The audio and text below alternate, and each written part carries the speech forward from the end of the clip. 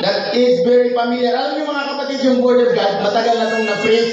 Yung Word of God, matagal na itong durog na to. Mga kapatid, kumbaga wasak na to.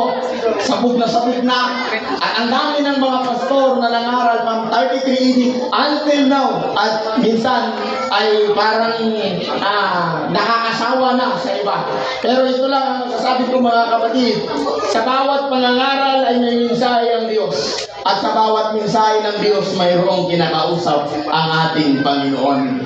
Amen. Dahil ang Diyos ay may kanya-kanyang rema, may kanya-kanyang ibinibigay na mensahe sa bawat mga ngaral. In the book of Genesis, mga kapatid, this is very familiar verse, chapter 6, verse 13. At sinabi ng Diyos kay Noe, ang wakas ng lahat ng tao ay dumating sa harap ko, sapagkat ang lupa ay napuno ng karahasan dahil sa kanila. At narito sila ay aking lilipulin, kalakip ng lupa. Gumawa ka ng isang sasakyang guber, kahoy na guber, gagawa ka ng silid sa sasakyan, at iyong sisiksikan sa loob at sa labas ng sahig. Ano ito? Sinila panahon ni Noe? Salong. Ha? At ang sabi dito, ganitong paraan gagawin mo. 300 siko ang haba ng sasakyan at 50 siko ang luwang at 30 siko ang taas.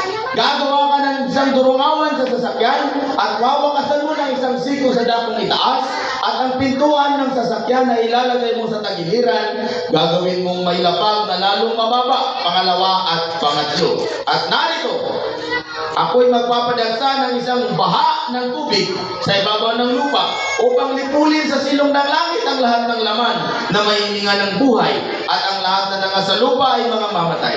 Dapat pagtitibayin ko ang aking tipan sa iyo, ikaw ay lululan sa sasakyan at ikaw at ang iyong mga anak na lalaki at ang iyong asawa at ang mga asawa ng iyong mga anak na kasama mo. Lundag tayo sa chapter 7 verse 17. At tumagal ang baha ng 40 araw sa ibabaw ng lupa at lumaki ang tubig at lumutang ang sasakyan at nataas sa ibabaw ng lupa.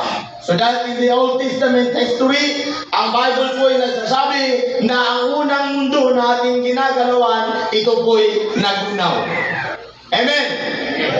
Whether you like it or not, ang sabi ng history, ang sabi ng Biblia, ang sabi ng translation of the Bible, this is not the Bible, this is a translation of the Bible, ang unang mundo ay nagunaw sa pamamagitan ng tubig. At ilan lang ang naligtas? Ilan yung naligtas? Bible trivia tayo. Ilan? Ito. Saan mababasa? Book of 2 Peter chapter 3 verse 20 to 21. Ang pagpapainuod ng Diyos ay dumating hanggang sa panahon ni Noe. Hanggang sa dumating ang paghunaw at 8 kaluluwa lang ang naligtas sa magitan ng tubig. Sa verse 21, na ayon sa tunay na kahawig, ngayon nagligtas sa makatwid bagay ang bautismo. Hindi sa pag-alis ng karamihan ng laman, kundi sa paghiling na isang mabuting budi sa Diyos. Sa Old Testament, mayroon po tayo mga kapatid, arka ng kaligtasan. At yun ay ginamit noong unang panahon sa paghunaw ng mundo. At sa ating panahon mga kapatid, ang sabi ng Biblia sa ikalawang Pedro kapitulo 3, ang talatay 9, doon ay mababasa natin na ang mundong ito ay gugunawin mga kapatid ng Diyos sa magitan ng apoy. Hindi mapagpaliban ang Panginoon tungkol sa kaniyang pangako na gaya ng pagpalibang pinalalagay ng iba, kundi mapagpahinod sa inyo na hindi kaibig na sino man ay mapahamak, kundi lahat ay magpagsisi. Verse 10, datapot darating ang araw ng Panginoon na gaya ng magnanakaw na ang sangkalagitan sa araw na iyan ay mapaparang nakasabay ng malaking ugong at ang mga bagay sa langit ay mapupugnaw sa matinding init at ang lupa at ang mga gawang nasa lupa ay pawang masusunog. Verse 11, yamang lahat ng mga bagay na ito ay mapupugnaw ng ganito. Ano ang anyo, anong mga pagkatao ang nararapat sa inyo sa banal na pamumuhay at at pagkamaawain. Na ating hihintayin ang pinakananasa ang pagdating ng kaarawan ng Diyos, na dahil dito ang sangkalalitan na nagniningas ay mapupugnaw at ang mga bagay sa langit ay matutunaw sa matinding init. Wake up, church!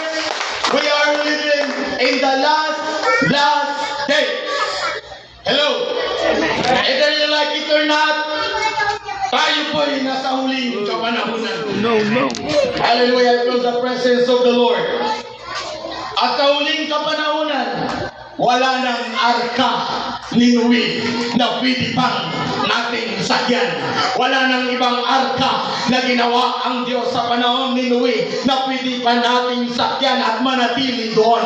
Kundi mayroon pong isang good news sa bagong tipan. Ang Diyos ay gumawa ng isang arka upang ikaw ay magkaroon ng kaligtasan. In the book of Acts chapter 4 verse 12, sapagkat walang ibang pangalan sa silong ng langit na ibinigay sa mga tao na sukat nating ikaligtas, kundi ang pangalan Jesus lamang. Ono by the ono ng Mateo, sapagkat tatawagin mo ang kaniyang pangalan na Jesus, sapagkat ililigtas niya ang kaniyang bayan sa kanilang mga kasalanan. Isaiah 9:6, sapagkat sa ating binigay isang bata, sa ating pinanganak isang anak na lalaki, ang pamamahal ay mahatang sa kanyang balikat, ang kanyang pangalan ay tatawagin kamangha-mangha, tagapayo, makapangyarihan Diyos, walang hanggang Ama, Pangulo ng kapayapaan. Hallelujah! Isaiah 7:14, at ang isang birhen na imamanganak at tatawagin mong Emmanuel ang kanyang pangalan. Hallelujah! Mateo 1:23, at tatawagin mong Emmanuel ang kanyang pangalan, sapagkat kung liliwanagin ay sumasa atin ang Diyos.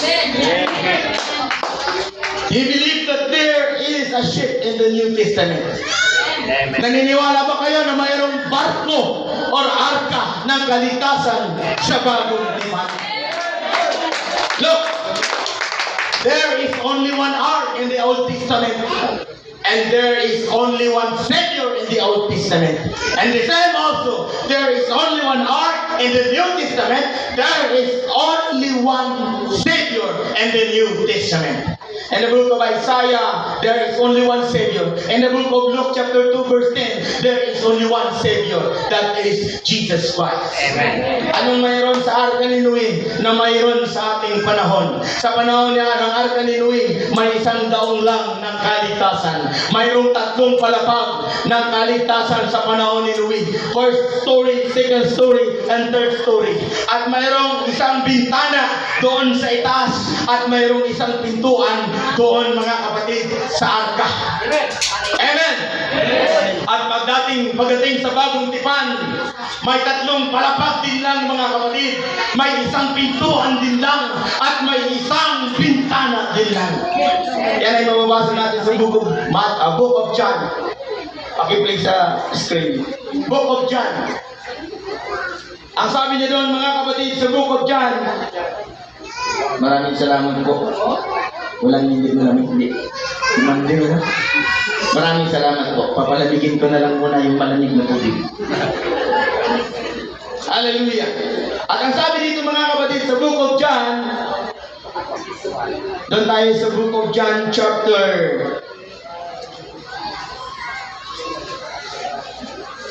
19 verse 28. Pagkatapos nito, pagkaalam na Jesus na lahat ng mga bagay ay naganap na nga upang matupad ang kasulatan, ay sinabi, nauuhaw ako. Salamat sa tubig. Verse 29, mayroon doon isang sisinda na puno ng suka. Hindi suka. Suka. Nabasa ko kasi anong sa broadcast ako, suka. Ngayon, suka na. Suka pa rin. Kaya't naglagay sila ng isang esponghang basa ng suka sa isang tungtukod na isupo at kanilang inilagay sa kanyang bibig. Verse 30. Nang matanggap nga na Jesus ang suka, ay sinabi niya, naganap na. It is finished. At iniyugayo ang kanyang ulo at nalagot ang kanyang hininga. Dito pumasok ang tinatawag na dispensation of grace. Kapanahunan ng biyaya. Then verse 31. Ang mga Hudyo nga ay pagkakita no'y naghahanda upang ang katawan ay huwag mga tira sa krus sa Sabat, sapagkat dakila ang araw ng Sabat na yaon. At hiniling nila kay Pilato na mga umog ang kanilang mga hita at upang sila'y mga alis doon. Mga kapatid, sa panahon ni Jesus, nung siya ipinako sa krus, may tatlong bagay na lumabas sa ating Panginoon. Alam niyo ba kung ano yan, mga kapatid? Atras lang natin yung pagbasa, mga kapatid. Dito po, sa verse 34, pababa lang. Gayon may pinalagpasan ang kanyang tagiliran. Yung salitang pinalagpasan, tinusok, inulos yung kanyang tagiliran. Nang isa sa mga kawal at pagkakay lumabas ang dugo at ang tubig. Ano yung lumabas? Dugo at tubig. Ano pa? Ano pa? He give up the ghost. Lumabas ang kanyang spirit, nilugayok ang kanyang hininga, ang kanyang ulo at nalagot ang kanyang hininga. Then blood and water. Look, mga kapatid, mayroong palagpas ang Panginoon sa kanyang tagiliran, mayroon ding bintana ang arka sa tagiliran. That is in the book of Genesis. At mayroon ding pintuan ang arka, mayroon ding pintuan si Jesus. Hello? Pakiplas na yung John chapter 10 verse 9. John chapter 10 verse 9. At siya'y muling pumasok. Chapter 9. Chapter 10 verse 9. Ako ang pintuan, ang sino mang tumataong pumasok sa akin, siya'y maliligtas. At papasok at lalabas, makakasumpong ng pastulan. Amen. Sa panahon ni Noe, may first floor, second floor, third floor, or first story, second story, third story, one door, and one window. Amen. Sa panahon ni Jesus, Jesus is the Father, Jesus is the Son, Jesus is the Holy Ghost, and He is only one person. And right? At kung namatay si Jesus, may tatlong bagay din na naganap sa Kanya. Siya'y namatay, inilibing, at muling nabuhay. Amen. At ang purpose ng tatlong yon para maapektuhan ang tatlong bagay sa katawan mo. That is your body, soul, and the spirit. Tama? Mga kapatid, kung ang arka ni Noe ay nagligtas sa panahon ng pagunaw, ang Panginoong Yesus ay magliligtas din sa ating panahon. Kaya ang sino mang taong na kay Kristo, nakapasok kay Kristo, siya po'y nasa loob ng arka ng kaligtasan. So, ano ba yung arka? Ano ba yung ark? Hindi ba si Jesus na maging ark? Yes. Jesus is the only one ship or ark of salvation in the new history. Wala nang ibang Diyos, wala nang ibang paraan, wala nang ibang kaligtasan, wala nang ibang tagapagligtas sa bagong tipan, kundi ang ating Panginoon. Pero kinakailangan pumasok ka sa arka ng kaligtasan. Hindi sinabi doon sa lansa na sino mang pumasok sa iglesia ni Cristo yung maliligtas. Binago po nila yon. Pero ang sabi ng book of John chapter 10 verse 9, sino mang pumasok kay Cristo, siya'y maliligtas. It means mayroong pintuan ang langit. Amen. Sinong gustong pumunta ng langit? Sinong gustong mamatay? Walang mag-imig.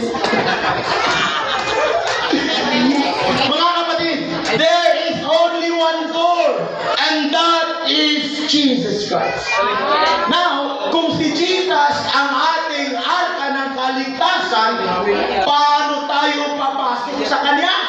Ano ang kinakailangang maganap sa buhay natin?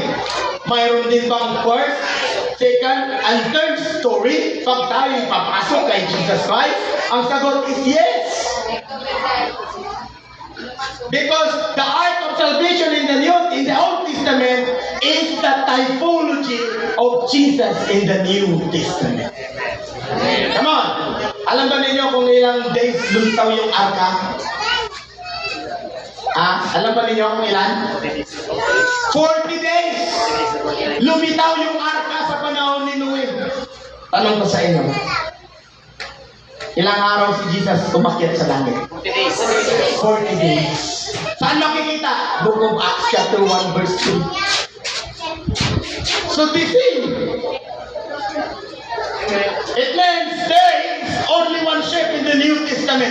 Ano man ang religion mo, ano man ang organisasyon mo, ano man ang denomination mo, pero kung ang turo at aral mo ay ayon sa kasulatan at ayon sa turo ng mga apostol, we are only one. We are in the only one shape. Kaya ngayon pa lang ugaliin natin na huwag magkamatan. Huwag natin ugaliin na laging nag-aaway. Dahil sa panahon na tayo papasok sa arka ng kaligtasan, hindi ka tatagal doon. Dahil doon sa loob, mga kapatid, dapat tayo ay nagkakaisa. I don't care what is your denomination. I don't care what is your religion. Pero ang sabi ng Panginoon, ayon sa kanyang turo at aral sa mga apostol, in the book of Acts chapter 2, verse 42, at sila ay nagtipanatiling matibay sa turo at aral ng Panginoon. Come on, mga kapatid. Pagpasok mo doon, walang nakalagay doon sa second story, third story, fourth story, Apostolic Church of Christ Fundamental Pentecost. Walang nakalagay doon. Walang nakalagay na United Pentecostal Church doon. Walang nakalagay na Apostolic Church of Christ doon. Walang nakalagay na General Mission Church of Jesus Christ doon. Walang nakalagay na Jesus Miracle Crusade doon. Walang nakalagay na Faith in Christ Jesus Christ. Walang nakalagay doon. Walang nakalagay na Family Revival Tabernacle. Walang nakalagay doon, kundi ang nakalagay doon, Jesus.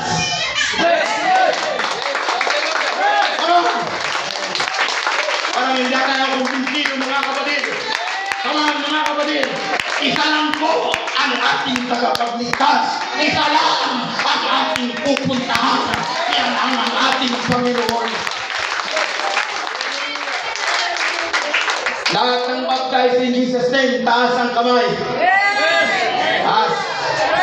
Lahat ng nabautismuhan sa pangalan ni Jesus, itaas ang kamay. Masaya ba kayo na nabautismuhan kayo sa pangalan ni Jesus? Sa hindi pa nabautismuhan sa pangalan ni Jesus, taas ang kamay. Isa, dalawa, tatlo, apat, lima, anim. Makinig kayong mabuti. Huwag kayong malungkot dahil bukas pa ang pintuan ng langit. Ang sabi ng Book of John chapter 3 verse 3.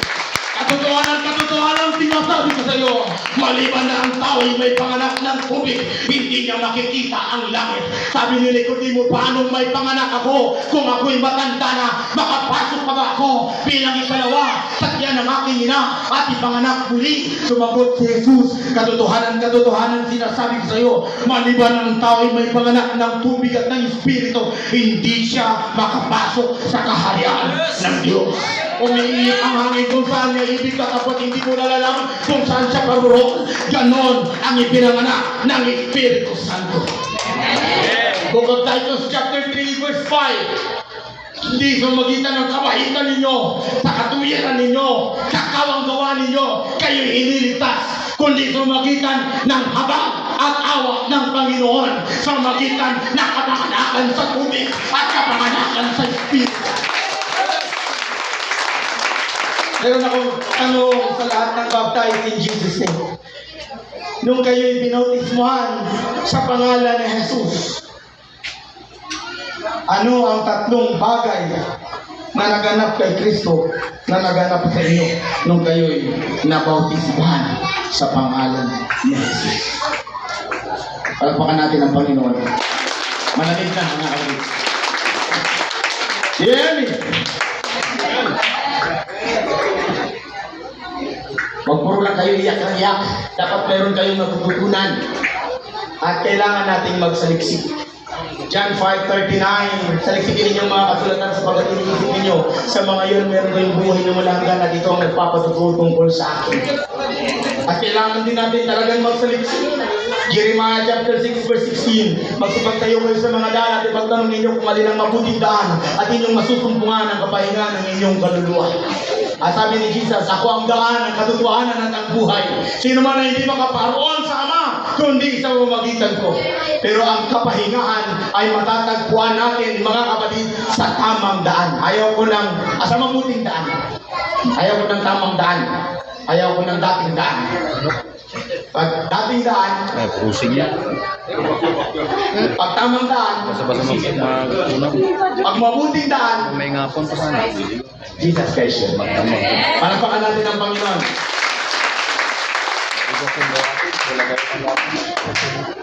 Now, ano ang tatlong bagay na naganap kay Kristo na naganap sa buhay ninyo? Magbibigay ako ng isang 1.5 na coke sa makakasagot. Pero inumin natin mamaya.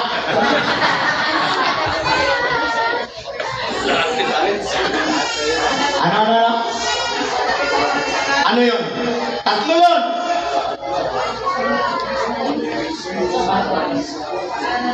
Ayun lang. Mabutis man sa kanyang kamatayan, hindi kompleto yan. Sa Book of Romans chapter 6, verse 3, 4 to 5, hindi kompleto yan. Pero may kompleto talaga. Ha? Sa pangalan sa Ama at Anak at Espiritu. Ano? Bautismado sa pangalan ng Ama at ng Anak at ng Espiritu. Ayan, magkakali na kayo. Asa kung kitang bukit mo sa ama at ito to. Wala. Nagada mo piso. Ha? Wala. Ayun. Ito mga kapatid. Marinig kayo. Yung tatlong bagay na nandoon sa arka ng kaligtasan sa panahon ni Noe ay nandun din kay Kristo. At yung na kay Kristo, dapat nandyan din sa'yo. Come on. Sino gusto maligtas? Taas ang kamay.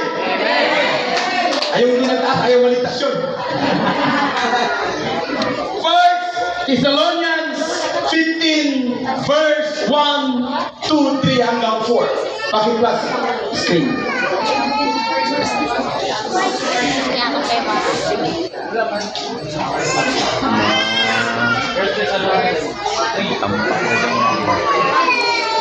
Chapter 15 verse 1. Nasaan na? 1 Corinthians chapter 15 verse 1, 2, 3 hanggang 5. May na yung technician natin inuubo. Pag hindi pa ba yung technician natin na nasa niyo yung likod. Akin na. Ngayon yung pinapatalastas ko sa inyo, mga kapatid, ang Ebanghelyo na sa inyo ay aking pinangaral na inyo namang tinanggap. Lahat ng tumanggap kay Kristo, palapakan natin ang Panginoon. Anong tinanggap ninyo? Ano yung tinanggap ninyo kay Kristo? Kaligtasan! Anong klaseng kaligtasan? Bautismo! Diretso. Why kustos balungos? Na siya naman ninyong pananatilihan. Kaya yung ating paksa, stay in the ship. Dahil sa taong hindi nagpapatuloy sa turo at aral at iglesia ng Panginoon, walang kaligtasan. Pero sa mga taong nanatili sa turo at aral, mayroong kaligtasan. Na sa pamamagitan nito'y ligtas kayo. Pero hanggang hindi pa tayo patay, dito lang muna tayo sa salitang pinanatilihan. The word pinanatilihan, hindi lahat ng tao nananatili. Tingnan mo ngayon, break na kayo. Verse 2. Sa pamamagitan naman ito'y ligtas kayo kung matyaga ninyong iingatan ang mga salitang ipinangaral ko sa inyo. Maliban na kung kayo'y nagsisampalataya ng walang kabuluhan. Alam mo, hindi lang sa bautismo nagsisimula yan. Hindi lang sa pagpapagamit ng pulpito nagsisimula yan. Ang pagsisimula nung ikay panganak sa kaharian ng Diyos hanggang sa kamatayan mo o pagbabalik ng Diyos, yun ang tinatawag na pananatili. Verse 3.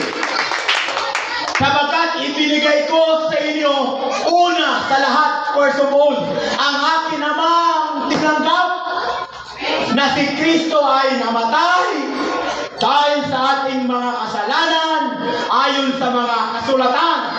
Verse 4, siya'y inilibing at siya'y muling binuhay ng ikatlong araw ayon sa mga kasulatan. Anong mayroon sa bautismo sa pangalan ni Jesus? Namatay, nilibing, at muling nabuhay. Yun ang kabuuan ng tinatawag na gospel. Yun ang kabuuan o ang buod ng salitang kaligtasan. So without death, burial, and resurrection, there is no salvation. Without baptism in Jesus' name, there is no salvation. Because God has no power to save you from hell without the gospel. You know what?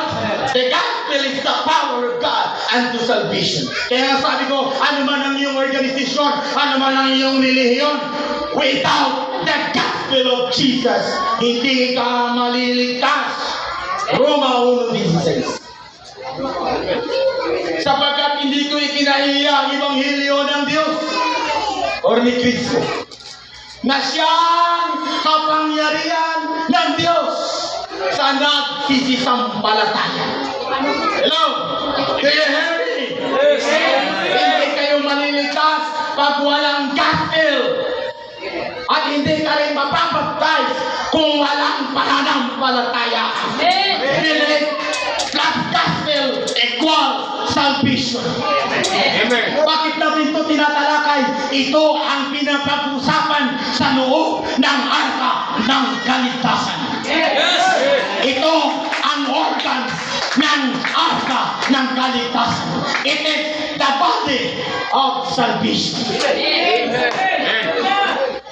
Kahit anong ganda ng barko at laki ng barko at makatagpo siya ng taong nalunod sa dagat o tumahog ang bangka, kahit marami pa ang crew or marami pa yung life ring na itatapon sa kanya, kung ang taong yon ay hindi niya hahawakan ang salbabida o ang life ring, hindi pa rin siya maliligtas. You know what I mean? Kaya gusto ka bang iligtas ng Diyos? Ang barko represent ng Panginoon. Ang crew represent sa mga preacher, sa mga pastors. Ang life ring represent the gospel. And that is the power of God unto salvation. Kaya mga kapatid, kung hindi natin ito tatanggapin, hindi ito magaganap sa buhay natin, wala pong kaligtasan na magaganap sa atin. Palapakan natin ang ating Panginoon. May narinig ako kanina na ang bautismo daw, yun yung naganap kay Kristo. Nagpabautismo ba si Kristo? Sa pangalan niya.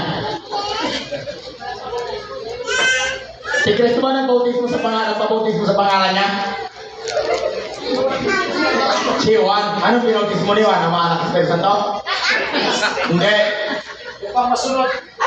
3:11 sa katulad ng binabautismo kasi tubig sa pagdidilita dapat tumarating sa naturang may karapat dapat magkalan ng kanyang pangyabak sa inyo ng bautismo sa Espiritu Santo at apoy. Nung siya'y babautismohan na sinansala siya ni Juan, hindi dapat akong bautismohan. Hindi ikaw dapat, ako dapat. Sabi ni Jesus, payagan mo yun sapagkat ito ang nararapat. Ang pagganap ng buong katuwiran. Nung siya'y binautismohan at umahon, nabuksan ang mga langit dahil may tatong uri ng langit. At dumating ang tinig, this is my beloved Son.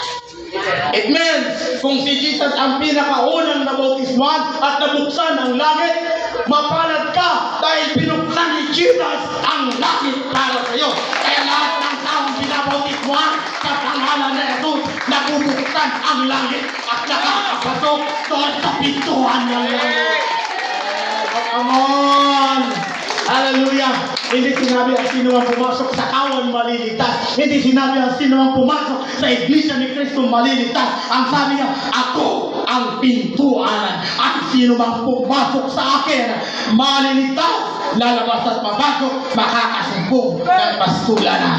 Ang iglesia ng Diyos, hindi ang simbahan, hindi kung anumang relihiyon, kundi ang iglesia ng Diyos, ang mga taong binili sa halaga ng Diyos. 1 Corinthians chapter 6 verse 19 to 20. Sapagkat kayo binili sa halaga, lulatihin ninyo ang Diyos ng inyong katawan ng Espiritu, ang Diyos. Book of Acts chapter 20 verse 28. Sapagkat kayo ginawa ng obispo ng Espiritu Santo upang pakanin ang iglesia ng Diyos. Sapagkat kayong lahat ay ginawang obispo ng Espiritu Santo upang pakanin ang iglesia ng Diyos na siyang binili niya ng kanyang sariling dugo. Mapalad ka dahil yung dugo ni Jesus, yun ang pinambili sa'yo. Yun yung pinambayad sa'yo. Ang sabi ng book of Hebrews, without shedding of the blood, there is no remission. Take note, 2 or 3 words na remission lang sa King James Version. Hindi ko alam kung mayroon pa. Pero 3 lang yung nabasa ko, mga kapatid. Book of Hebrews, book of Acts, chapter 2, verse 38. Then Peter said unto them, repent and be baptized, every one of you, in the name of the Lord Jesus Christ, for the remission of your sin. It means, ang application ng dugo ni Kristo sa krus ng Kalbaryo ay sumagitan ng bautismo sa pangalan ni Jesus. So without the baptism in Jesus' name, you are not covered by the blood. You are not bought with the blood. Kailan lang tayo mabibili? Pag tayo ay napautismuhan sa pangalan ng Panginoon. Yes!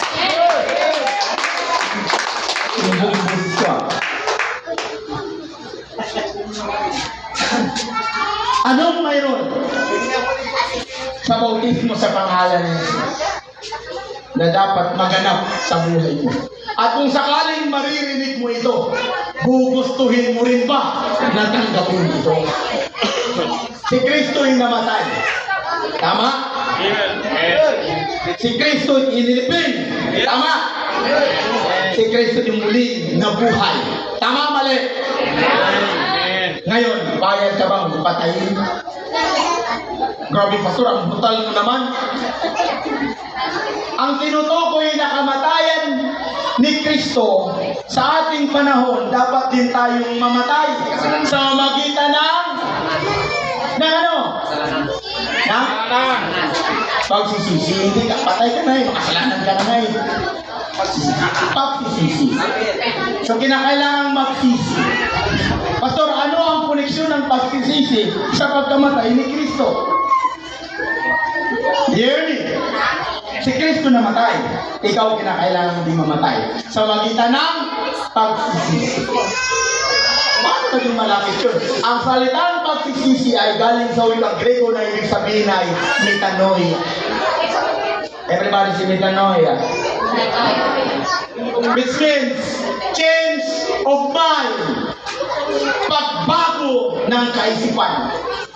So lahat ng nagsisi sa dating nagawang kasalanan, sila po'y binago ang kanilang kaisipan.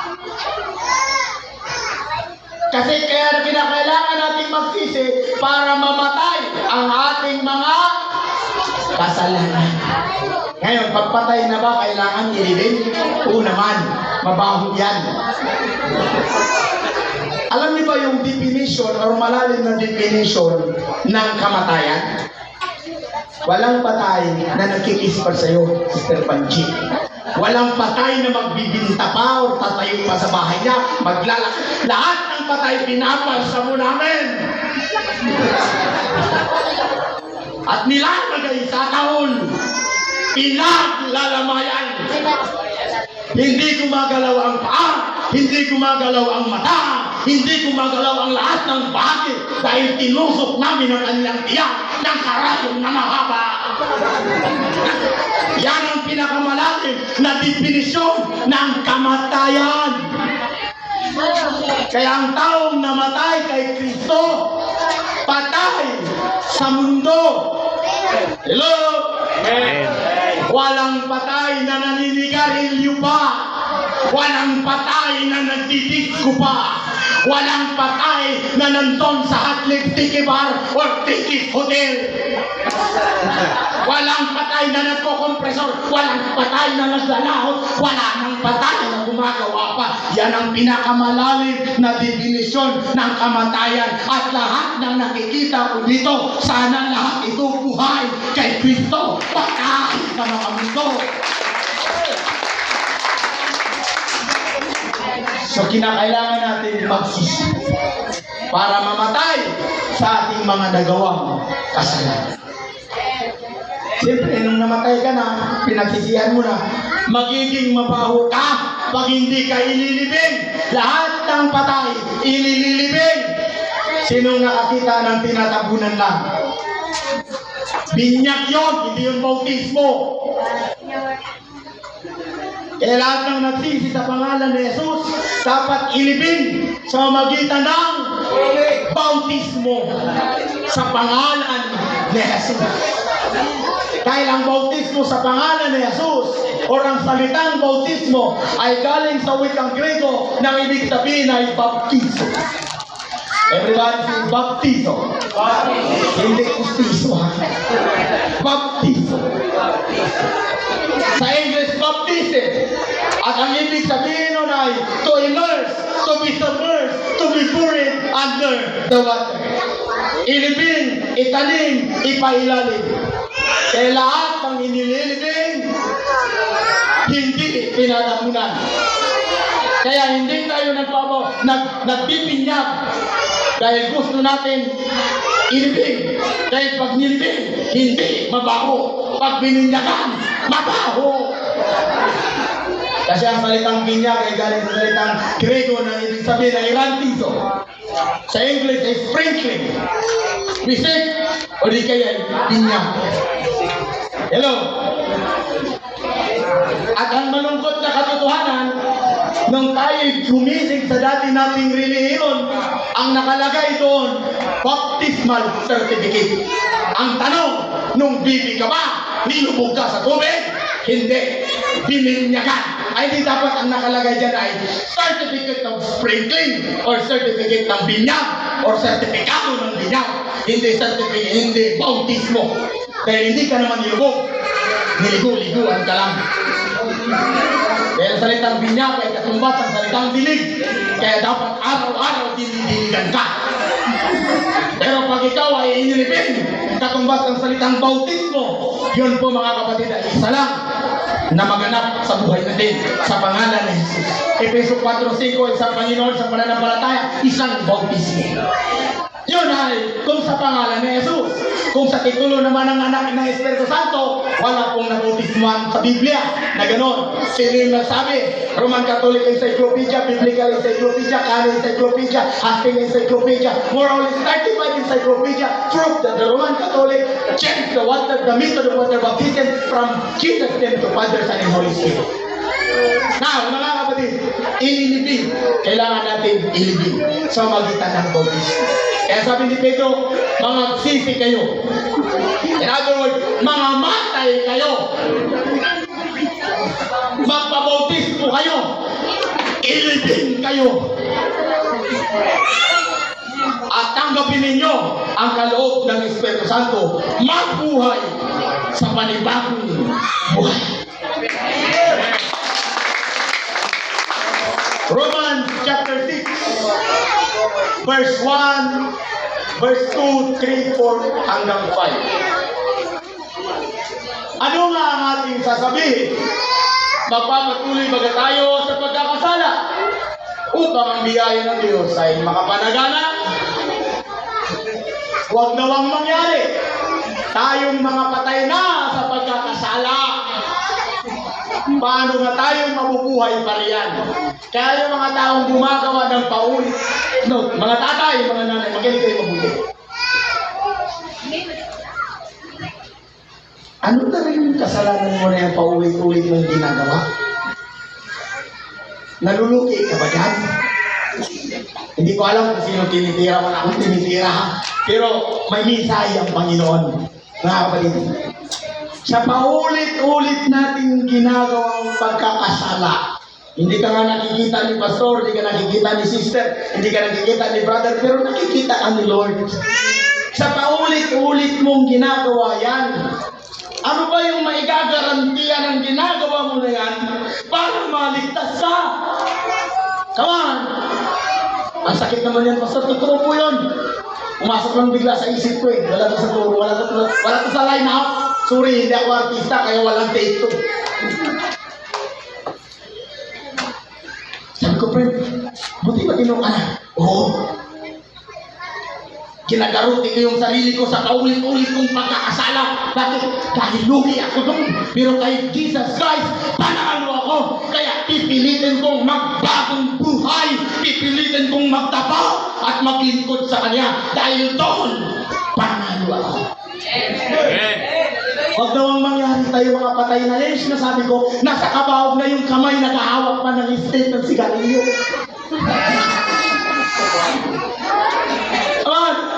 Walang napapako sa krus na lumilingon sa likod. Mayroon bang napako sa krus na lumingon sa likod? Hello?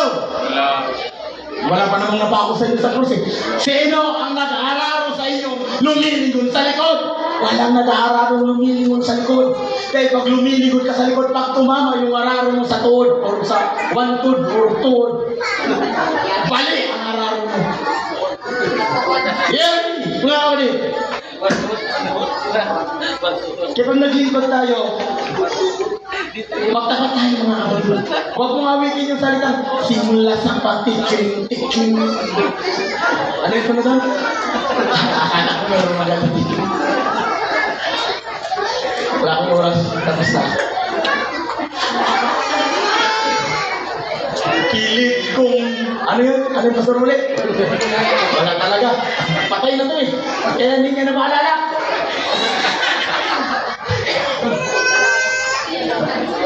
Yung ano, I want to break free. I want to break free. Ano ba? Verse 3. Hindi pa ninyo nalalaman. O ngayon, alam nyo na. Na tayong lahat na mga nabautismuhan kay Jesus ay nabautismuhan sa kanyang kamatayan. Kung hindi ata kayo masaya sa ginawa ni Jesus. Mga kapatid, ang kaligtasan natin, hindi tayo ang gumagawa. Tapos ng ginawa ng Diyos ang kaligtasan. Hear me? Ang requirements lang ng Panginoon sa atin, sumunod sa ginawa ng Diyos na pagliligtas. Amen. Ikaw gagawa ng kaligtasan mo. Hindi ikaw ang gumagawa. Si Jesus ang gumagawa ng kaligtasan mo. Tapos niya nang ginawa yon doon sa cross ng Kalbaryo at in-apply ni Pedro nung araw ng Pentecostes. Sabi ni Pedro, pagkatalas-tasin nga ng bungang ka ni Israel na itong Kristo, na itong ipinakot sa krus. Siya ang Kristo, ang Panginoon. Nang marinigan nila ito'y nasaktan ang kanilang mga puso. At nagtanong kay Pedro, at sa ibang mga apostol, baka sabihin ninyo si Pedro lang eh, at sa ibang mga apostol, mga kapatid, ano ang kinakailangan namin gawin? Sumagot si Pedro at ang mga apostol, mangagsisi kayo at magbautismo ang bawat isa sa inyo sa pangalan ni Jesucristo sa ikapagpapatawad ng inyong mga kasalanan at tatanggapin ninyo ang kaloob ng Espiritu Santo. Maliban dyan, mayroon din siyang katunog na talagang katunog. Book of Acts, chapter 19 or chapter 16, verse 28, 29 to 30. Samantalang sila'y nandoon sa kaloob-looban, umaawit si Pablo at Silas ng mga papuri o mga himno sa Diyos at biglang dumating ang lindol doon sa bilangguan at nauyog ang bawat patibayan ng bilangguan at nabuksan ang lahat ng pintuan at sa pag-aakala ng isang bantay ng bilangguan na nakatakas ang lahat, pinulot na ang kanyang taba at magpapakamatay sana. Dapat sumigaw si Silas at si Pablo, "Huwag mong gawin yan! Nandito kaming lahat!" Amen. Hallelujah. Listen. Nabuksan ang mga pinto. Sa hindi pa bautismado sa pangalan ni Jesus, bukas ang pinto ng kaligtasan. 2 Corinthians chapter 4 verse 4. Sa panahon ukol kina'y pinakinggan, sa panahon ng pahamakan ni kay Apin sinakluluhan. Ngayon ang panahon ng kaligtasan. Ano pa mga kapatid? Nung kanyang binulot ang kanyang tabak, sumigaw at lumapit, pumasok, nagdala ng ilaw, pumasok sa loob at nagtanong kay Pablo at kay Silas, "Mga Ginoo, ano ang kinakailangan kong gawin upang maligtas?" Sumagot si Pablo, "Sumampalataya ka sa Panginoon Hesus. Ikaw at ang iyong sambahayan, maliligtas ka." At ng gabing yaon, pinautismuhan niya ang buong sambahayan. Mga kapatid, ang bautismo ura-urada yun. Walang nakasulat sa Bible na kailangan 25 na, 25 na pangangaral pa bago ka mabautismuhan. Hindi. Ako'y bago mga kapatid. Yung taong nagbabike lang sa kalsada, walang pakialam sa mundo. Nung hinila ako, naawa ako, siniran ko ng word of God, pinautismuhan ko. Yung bakla, nakatambay lang doon sa kanyang boarding out. Inakyat ko, pinaybultarihan ko, pumunta kami ng view, alas 10 ng gabi, pinautismuhan ko. Yung babae doon na kaibigan ng kapatiran, hindi ko alam, depressed na yung babae doon, ang lalaki. Pinaybultarihan ko 3 minutes, hindi nakaintindi. Pinag-pray ko, naunawaan niya. Bumaba kami doon kay GCA sa Fishport, pinautismuhan sa pangalan ni Jesus. Yung kaibigan ko nagtambay sa Mendoza, paglabas ko ng Bible school, nagtanong, sabi niya, iligtas mo ako. Sabi ko, baka may demonyo to. Sabi ko, hindi kita maligtas, pero kaya ang iligtas si Jesus. Balik kami ng Abad Santos, nagbautismo kami sa pangalan ni Jesus. Katulad ng ganitong nangyari. Alas 12, alauna ng gabi, pinautismuhan niya ang gwardiya ng bilangguan at ang kanyang buong sambahayan. Sabi nga ng kaibigan ko ng kapatiran na Katolik, wala man ito binanggit sa amin na ganito palang maligtas, sumampalataya at magpabautismo. Kaya ang dami ko ng binautismuhan, alas 10, alas 11 ng gabi, binabautismuhan ko sa pangalan ni Jesus. Anong malay mo, bukas patayin mo siya. Hello? Ano pa mga kapatid?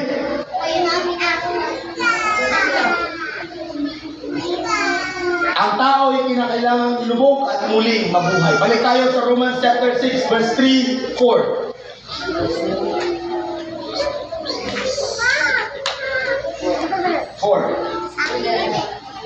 Tayo ay nangalibing, nakalakip niya sa pamamagitan ng bautismo sa kamatayan.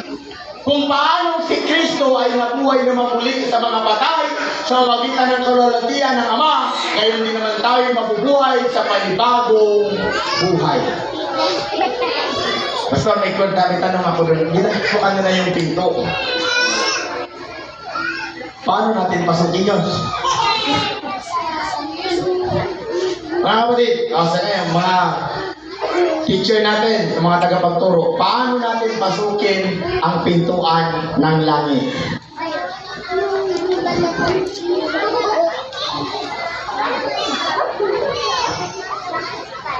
Sabi ni Jesus, ako ang pintuan. Ang sino mang pumasok sa akin, maliligtas. Hindi talaga basta ligtas talaga pag pumasok ka.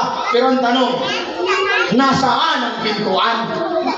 At sino ang pintuan? Ay paano kung binautisman sila sama ng Espiritu Santo? Walang pintuan doon. Tatlo yung pinto doon.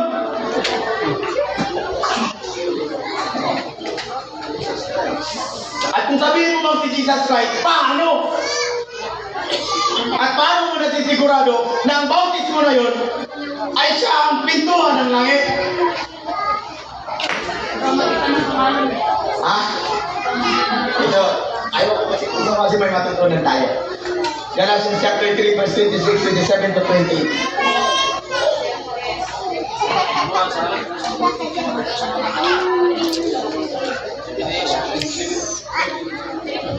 Gisol o ruwak ka na. Galatians 3, 26.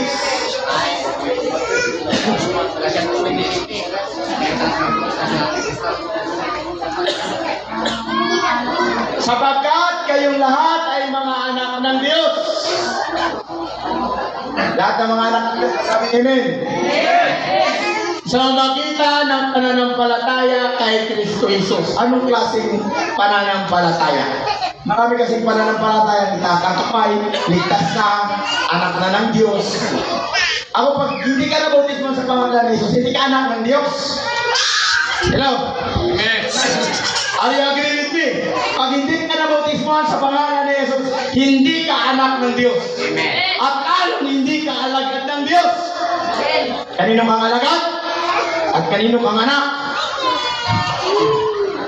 Hoy, huwag niyo sabihin demonyo ha, mali yan. Mark chapter 16, verse 16. 15, 16, magsiyawan kayo at inyong ipangaral ang ebanghelyo sa lahat ng tinapan. Or sa lahat ng nilalang. So, ibig sabihin, bago pinangaralan ng ebanghelyo, sila yung nilalang ng Diyos. Amen? Ang sumampalataya at mabautismuhan, maliligtas. Yung nilalang na yun, nung nabautismuhan, ligtas. Kaya ang sabi niya, sapagkat kayong lahat, tikmutin na lang yun, mahaba na tayo. Wala tayong miss. Sapagkat kayong lahat ay mga anak ng Diyos sa magitan ng pananampalataya kay Kristo Jesus. Anong klaseng pananampalataya? Kung gusto mong maging anak ni Kristo, anong klaseng pananampalataya? Sapagkat ang lahat sa inyo'y binautismuhan kay Kristo, ibinit si Kristo. Sana yung Galatians 3:26.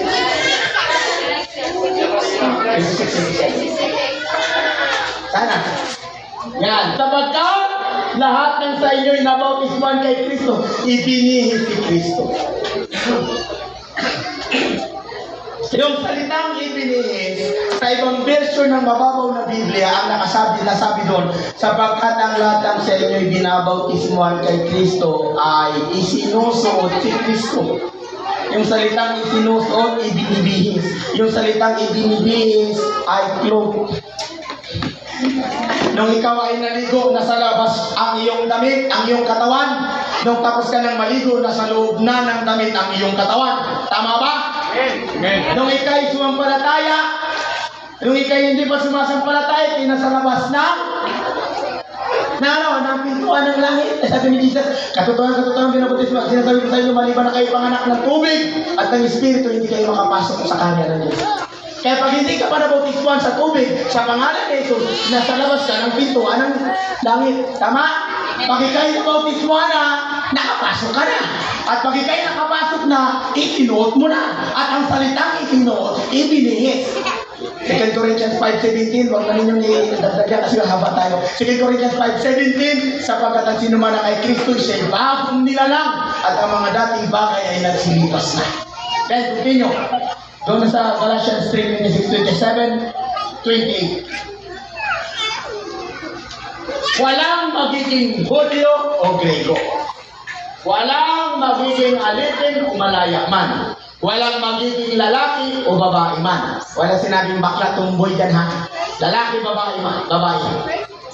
Walang Tagbanwa, walang Kuyunon, walang Bisaya, walang Batak, anumang klase ng tribo. Pag siya'y binautismuhan sa pangalan ni Jesus, siya'y iisa kay Kristo.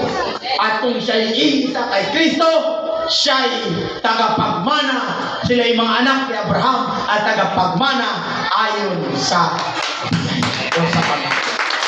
Kaya mga kapatid, manatili sa arka ng kaligtasan. Ang arka ng kaligtasan nagtuturo ng death, burial, and resurrection.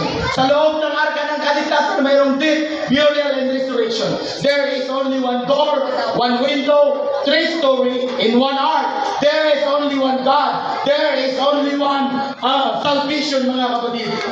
Book of Acts chapter 10, verse 43. Sapagkat siya'y pinatutuhanan ng lahat ng mga propeta na ang bawat sumasampalataya sa kanya magkakamit ng kapatawaran ng kanilang mga kasalanan. Siya'y pinatutuhanan ng lahat ng mga propeta. Ang sinabing mga propeta from Old Testament and the New Testament. Wala si Kibuloy doon. Ay, nandun pala. Sorry. Wala si Branham doon. Ay, nandun din pala. Sabi niya doon, at sa huling mga araw magsisilitaw ang bulaang propeta. Hindi nandun sila. Nasa Biblia sila. Pero ang piki ng propeta walang pangalan sa Biblia. Ang tunay na propeta may pangalan sa Biblia. From first prophet sa panahon ni Moses hanggang sa huling propeta, si John Didilang. Alam mo ninyo, yung angel na nakipag-usap kay Moses ay siya rin yung angel na nakipag-usap kay Juan. Kung yan na naman tayo, haba na naman tayo mga kapatid. Patuloy ko na nga. Pero tapusin ko muna. Book of Exodus, chapter 20. Chapter 23, verse 20.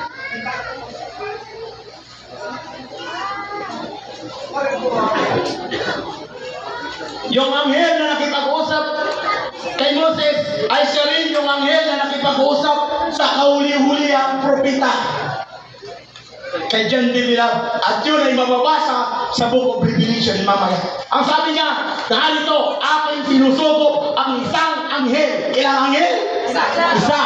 Isa lang ang anghel. Sa unahan mo upang ingatan ka sa daan at upang daling ka sa dakong aking inihanda sa iyo. Mag-ingat kayo sa kanya. Continue, 21. Mag-ingat kayo sa kanya at tingin ninyo ang kanyang tinig. Huwag ninyong mungkahiin siya sapagkat hindi niya patatawarin ang inyong pagsalangsang sapagkat ang aking pangalan ay nasa kanya. Come on! Amen. Sa Luke chapter 2 verse 10, wag ko na i-plus, ang anghel na nandun, siya rin ang anghel na nasa Exodus. Amen. At yung anghel na yun, siya rin ang anghel sa Book of Revelation. Nagpakilala ang Diyos. Ito, yung Diyos, nakipag-usap kay Moses.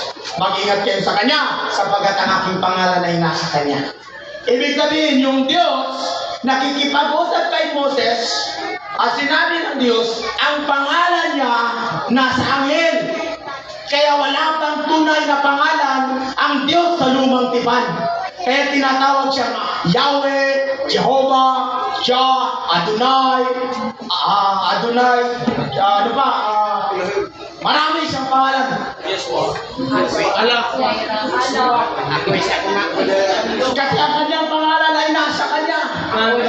Ibig sabihin, ang Diyos nakikipag-usap doon kay Moses na yung pangalan niya dala-dala ng anghel ng Panginoon. At si Moses ang kauna-unang tala sa Biblia na siyang naging propeta ng Diyos, mga kapatid. Kaya pagdating dito sa New Testament, sa Book of Revelation, malapit akong matapos, mga kapatid. Chapter 22. Verse 6. Lundag tayo ng 16. At sinabi niya sa akin, ang mga salitang ito'y tapat at tunay. At ang Panginoon, ang Diyos ng mga espiritu ng mga propeta, ay nagsugo ng kanyang anghel upang ipakita sa kanyang mga alipin ang mga bagay na kinakailangan mangyaring madali. Verse 16. Sinong anghel? At ilang anghel? Isa. Sino ang nagsugo sa anghel? Sa verse 16, ako si Jesus ay nagsugo ng aking anghel upang sa inyo'y magpatotoo ng mga bagay sa iglesia. Ako ang ugat at supling David, ang maningning na tala sa umaga. Sa pagiging Diyos, siya ay Ama. Sa pagiging tao, siya ay anak. At sa pagiging anak, siya ay supling ni David. At sa pagiging Diyos, siya ay Diyos ni David. At siya ay ating tagapagligtas.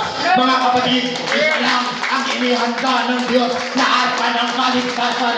Be baptized in Jesus' name. Be filled with the Holy Ghost.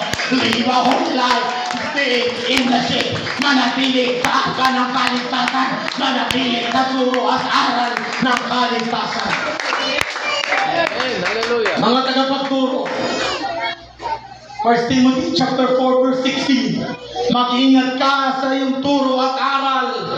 Manatili ka sa mga bagay na ito. Ano yung mga bagay na yun? Acts 2:42. Sila ay nagsipanatiling matibay sa turo at aral ng mga apostol. Sapagkat sa paggawa mo nito ay hindi lang Pastor Role, hindi lang Brother Tabunos ang sarili mo, ang ililigtas mo, pati nang nagsisipakinig sa iyo. Amen. Kaya sabi ni Pablo, maliban na kayo magsipanatili sa arka, hindi kayo maliligtas.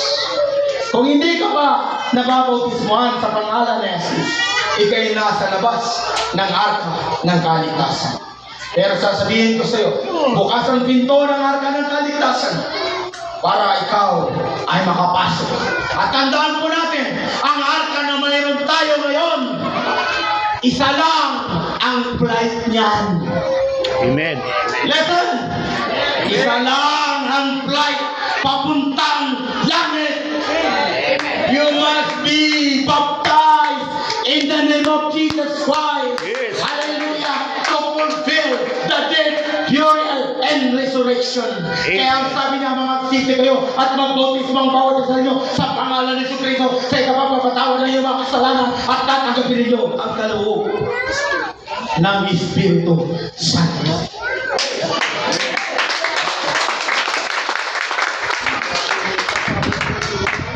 Hindi ka makakasakay ng eroplano pag hindi ka pupunta ng port. Hindi ka makakasakay ng barko pag walang pantalan. Makinig kayong mabuti. Hindi ka makakasakay ng barko pag walang pantalan. At lalong kahit may pantalan at may barko pa, pag wala kang pasaporte, wala kang passport, hindi ka makakasakay ng barko. And you know what is our passport? Bayad na po yung passport natin. At kinakailangan na lang natin i-clean. Bayad na yun ng dugo ng Panginoong Jesus. At ang passport natin, baptized in Jesus' name. Baptized with the Holy Ghost. At sa ating pagsakay sa arka ng kaligtasan, mga nanay, mga baptized in Jesus' name, huwag po kayo, ayaw mo magbahay, ayaw mo magreklamo, ayaw mo pagluya-luya kung may mga problema, mga dako, na mga pagsulay, na mag-abot sa atong kinabuhi. Huwag po kayong matakot. Lahat ng ligtas, magsabing amen. Amen. Huwag kayong matakot pag may problema dahil isang barko lang ang ating sinasakyan. At alam niyo yung good news, Pastor, ang good news, si Jesus ang kapitan. Amen.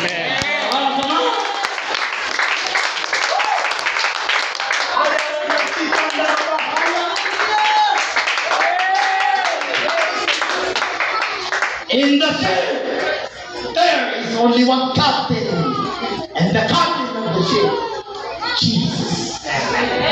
Daghan kayong mga crew karon, daghan kayong mga pastor na kwali sa pulong sa Diyos. Pero ang isa lang ang ating pong bridegroom. Hallelujah, walang iba ang ating Panginoon. Hallelujah, musahin mo abot ang mga pagsulay. Inana, Jod, pag nasakay ka og barko, daghang mga balur. Baka na ayaw ka balaka. Kaya ang atong Ginoong Hesus, mao ang atong kapitan.